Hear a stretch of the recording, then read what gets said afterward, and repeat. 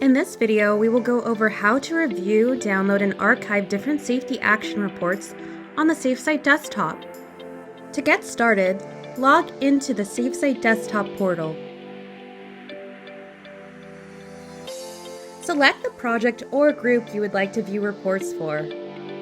Select the safety action you would like to review reports for, and then select Reports.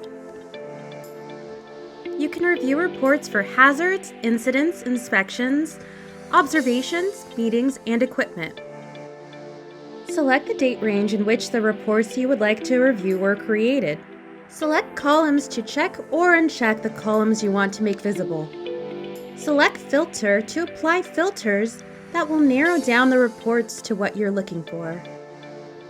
To export multiple reports, check the reports you would like to download and select Export. Select an exporting format, choose a method of delivery, and select Export. For larger exports, we recommend using the email option so you don't have to keep the window open while the download is being prepared. To view individual reports, select the Actions menu and select View. To download an individual report, select Download PDF or Download XLS. To restore safety actions, select Columns and check Archived to make the column visible. Select Filter, then check Archive and Include Archived.